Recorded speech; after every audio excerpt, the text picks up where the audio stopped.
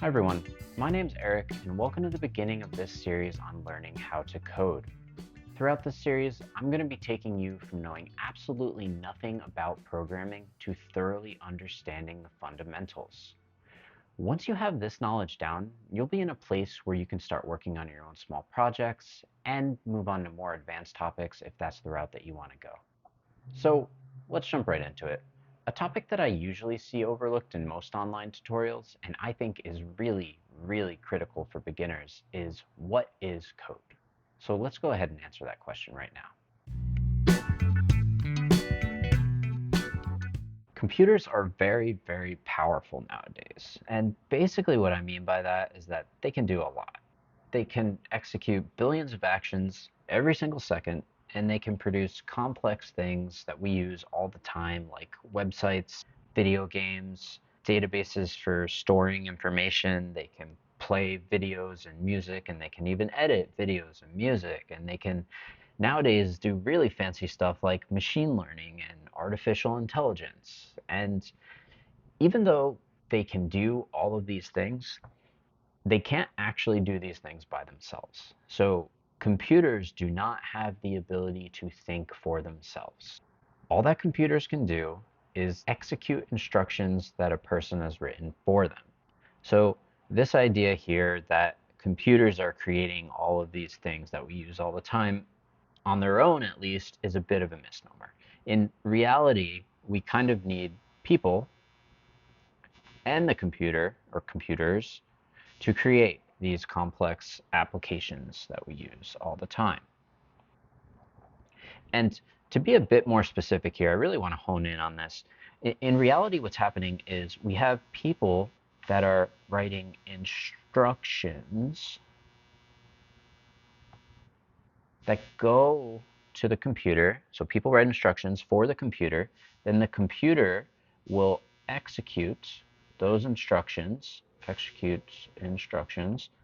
and then the output is we get these applications. And I'm really focusing on this instructions part because we're trying to answer a question of what is code, and code is really just instructions for a computer. I'm gonna write that out. Code is instructions for a computer. Specifically, code is written by people and then executed by computers. So now that we have an idea of what code is, let's think a little bit about how we can actually write this code. We're kind of constrained by the fact that computers and people understand very different languages. So to take a look at this, let's look at this little chart that I wrote out here, and we'll see that people and computers have very different ways of communicating. People use things like English, Spanish, French, Italian, and obviously many more languages. Computers only understand one language, and that is binary. It's binary. Now, binary is basically just a numerical system that uses ones and zeros, and I know that sounds kind of fancy. If you're not familiar with binary or numerical systems, please don't worry about that right now. The big thing that I really want to get across here while we're just starting out is that this binary language right here is pretty unintuitive to a person. At least it is for me. I'm assuming if you're looking at this, you don't understand what this really means.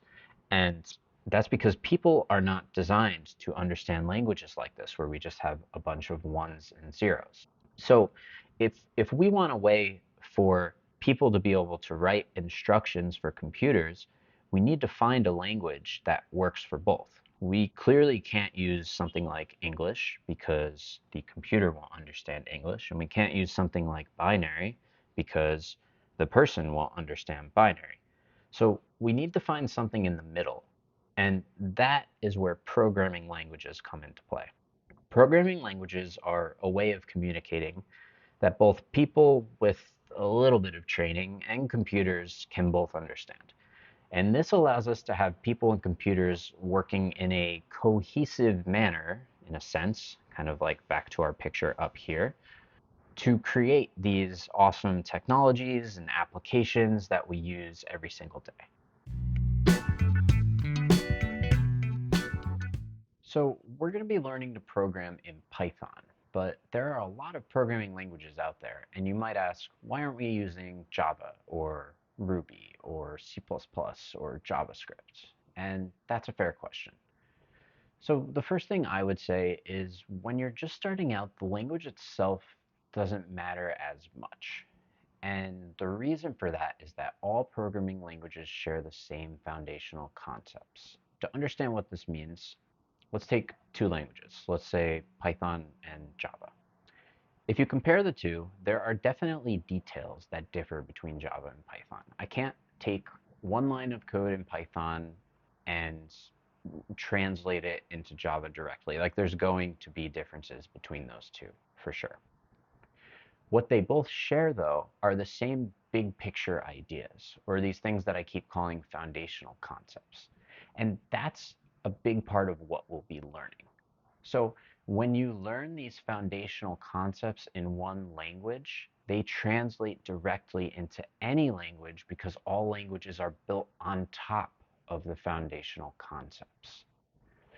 So I'd really encourage you to not think of this as learning specifically to program in Python, but it's more like we're learning Python to learn how to program in general. And we're doing that by understanding the foundational concepts of any programming language. That being said, we are still using Python, and I could have picked any language, so why did I pick Python? I have three main reasons for this. The first is that Python is easy to read. And I'll put easy in quotation marks here because nothing is easy when you're just starting out. But what I mean by that is relative to other languages, Python is pretty intuitive. It reads kind of close to English. There are definitely some differences, but there are very few arcane symbols that you'll find in a lot of older languages. Python's modern and it's kind of built for simplicity. The second is there is a high industry demand for Python. Python has consistently been one of the most in-demand languages over the last several years. So if you're someone looking to turn this into a job or a side hustle or even a career, there's a lot of opportunities moving forward with Python. The third is that Python is general purpose. General purpose basically means there's a lot you can do with it. So you'll find there are some languages that are really geared towards one or two specific things. Python is not one of those. You can do anything from web development to automation to data science, machine learning, artificial intelligence. I'm sure there's more, but those are the ones that have been consistently coming up as I've been searching. So that's why we're using Python, and now let's move on to actually installing it on your computer. Let's go ahead and get Python installed on your computer.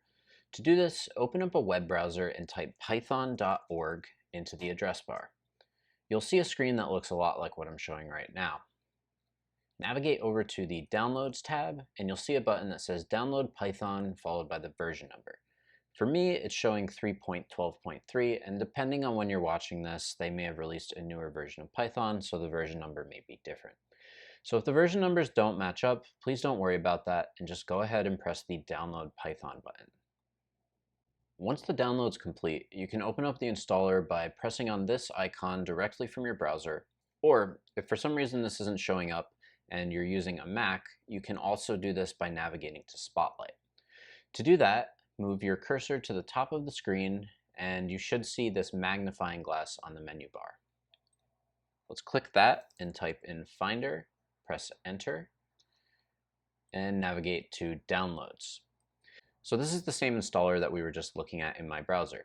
If you're running Windows, this process is going to look a little bit different, but the overall idea is the same thing. All we're doing is downloading the Python installer from python.org, and now we're just finding where they've downloaded it onto our computer so that we can open up the installer. Okay, let's go ahead and double click on the installer, and you will see a window pop up that looks a lot like this. This is going to walk you through installing Python on your computer, and to navigate through it, we need to press continue on the first few tabs. Eventually, we'll get a pop-up that's asking us if we agree to their software license agreement, If you'd like to actually read the license, go ahead and press the Read License button. For me, I'm going to press Agree so we can move to the next step. Now, once you get to this page, when you press Install, this is actually going to install Python on your computer.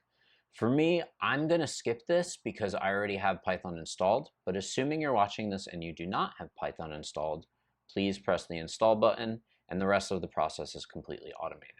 If you made it this far, you should have Python installed on your computer, but let's go ahead and verify that. So on a Mac, we're going to open Spotlight again to actually check this. So navigate to the top and press on the magnifying glass icon. Instead of typing in Finder this time, we're going to type in idle. Now on my computer, you can see that I get 2 results back, and that's only because I just have an old version of Python laying around in my computer. Assuming you only have the one you just installed, you should just get 1 result back. So let's go ahead and click on that, and you should see a window that looks a lot like this. Now, if you see a window that looks like this and the colors are different, don't worry about that. I have some custom settings that just made it appear a little bit different. But as long as you got to this step, you see a window here and it says idle shell and then the version at the top, you have successfully installed Python on your computer. So at this point, you have everything set up that you need to move forward in this series. So I hope you guys found this useful in terms of getting a basic understanding of what code actually is and in getting your Python environment set up. Next time, we are going to be diving in and writing our very first Python code. As you guys now know, that means we're going to be using the language of Python to write instructions for our computer. After that, we're going to watch our computer actually execute those instructions. So basically, our computer understood what we're telling it to do, and then it's actually doing it, which is it's a pretty cool feeling the first time it happens. So this is something I'm definitely looking forward to. I really hope you guys are as well, and I will see you on the next video.